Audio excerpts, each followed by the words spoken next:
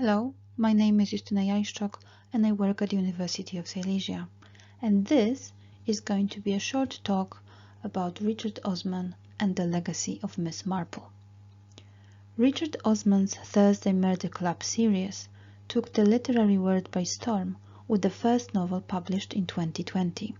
A nice little story about a group of pensioners whose hobby is to try to solve old crimes proved an unexpected success with the reading public and critics alike. So, what is Osman's secret?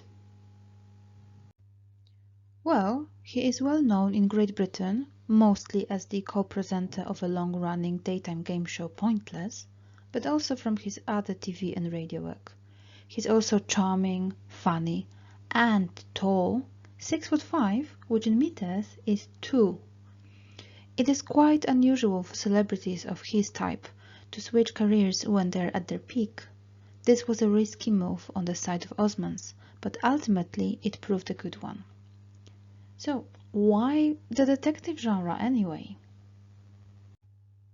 In an interview with the Washington Post, Osman explained, "I'm a huge crime fiction fan, so I would only ever write what I read myself." And this shows in his writing, especially if we consider the broader history of English whodunit. Last year, I made a short video on whodunit and Agatha Christie. It's still available on YouTube if you're interested. The characters from Osman's detective novels are inspired by classic types from the golden age of detective fiction. In particular, I think Agatha Christie's Miss Marple, an elderly, inquisitive lady who, using female powers, can solve crimes faster and more efficiently than the police, and Dorothy L. Sayers' Miss Climpson, a secretary and an undercover investigator helping the main detective Lord Peter. Before we move to Richard Osman's Party of Four, let's look at the cultural matrix that generated Miss Marple and Miss Climpson. Both of them can be identified as so-called surplus women. This is a name given to unmarried women who vastly outnumbered single men and had very little chance of getting married and living a conventional life expected of women at the end of the 19th century and the beginning of the 20th. Emma Sterry explains, "In Britain, the 1921 census showed that women outnumbered men by approximately 1.9 million. There were many reasons for this disproportionate oversupply of women. Many men died in the First World War, some 700,000. Another 250,000 succumbed to the 1918 flu pandemic. And also, as Caroline Crampton explains, in the decades before the 1920s, there had been campaigns luring young unmarried men to emigrate to British colonies like Australia and India, with promises of far greater wealth and luxury than could be obtained by staying at home." So what was the problem with unmarried women? Why was that such a big issue? Emma Sterry sets these questions in a larger context. The surplus woman also underwent an evolution in how she was depicted. To 19th century social commentators, she was a considerable source of contempt. After the First World War, however, the surplus labor began to be applied more sympathetically to single women. It morphed into a tragic epithet that symbolized a kind of enforced spinsterhood. Cultural sympathy towards the surplus woman did not last long, though. As women changing roles provoked unease during the 1920s and 1930s, the British popular press began to substitute surplus for superfluous, a change that implied the single woman was needless and dispensable. In order to fight the stereotype that unmarried, especially elderly ladies, were needless and dispensable, crime writers incorporated such characters to show how indispensable they were to the plots. For example, Miriam Mackinnon notes how the gossipy Miss Marple from Agatha Christie's novels defies these stereotypes. Miss Marple manipulates the sexist and ageist prejudices about old ladies being worthless to society, lacking in intellectual ability and outmoded in their assumptions and expectations, adopting the persona society expects as effective camouflage. Playing to the stereotype of an old gossip, naturally nosy and inquisitive, Miss Marple can easily talk to anyone and extract needed information from them so that they don't even realize they are being interrogated. Besides, she makes them feel safe and secure, because who would expect any trouble from this little old lady? Dorothy L. Sayers found a similar use for a surplus woman in Miss Climpson. In this quote, Lord Peter passionately argues the extreme usefulness of old spinster. Miss Climpson is a manifestation of the wasteful way in which this country is run. Thousands of old maids, simply bursting with youthful energy, forced by our stupid social system into hydros and hotels and communities and hostels and posed as companions, where their magnificent gossip powers and units of inquisitiveness are allowed to dissipate themselves or even become harmful to the community, while the ratepayers' money is spent on getting work for which these women are providentially fitted, inefficiently carried out by ill-equipped policemen. A hydro, by the way, is a hotel or clinic originally providing hydropathic treatment, so a type of spa.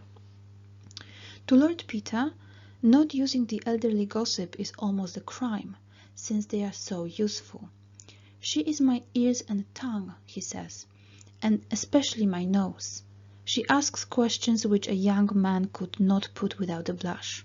She is the angel that rushes in where fools get a clump on the head. She can smell a rat in the dark. In fact, she is the cat's whiskers. Times have changed, of course, and such explicit disrespect to the elderly as the term surplus woman would suggest is not so common anymore. However, the stereotype of old people being easily dismissible because they are forgetful, stuck in the past, and not up to date with technology and progressive worldviews still applies. Again, while this characterization is of course harmful and unfair, it also works in favor of elderly people. Just like Miss Marple and Miss Climpson, they seem harmless and unimportant, and so they can see, hear and access much more than one might expect. Take the elderly Thursday Murder Club bunch from Richard Osman's series. All of them septuagenarians with associated health problems, living in a retirement village known as Cooper's Chase. And yet, when crime happens, they are the ones to spot it, investigate it, using various unconventional means, and solve it before the police realize what is going on. These novels are narrated by Joyce Meadowcroft, a retired nurse with a great, if at times not realized, comedic timing. Together with her friends, the former psychiatrist Ibrahim Arif and an ex-union leader, Ron Ritchie, they form the core of the investigation club headed by Elizabeth Best, a woman with a mysterious past and a long career as a spy. Confirming the validity of nominative determinism, Elizabeth is the best woman for the job. Her ways of approaching the problems presented to the group are as efficient as they are extraordinary. Grey head does not stop her from using such unusual ways of getting what she wants as blackmail, intimidation and manipulation, all behind the charming mask of a distinguished elderly lady. Her appearance is deceptive. She is made of steel and shows her mettle, the Iron Lady of the group. On the other hand, Joyce is as sweet in her personality as in her appearance, calm, composed and compassionate. She is the good cop to Elizabeth's bad one.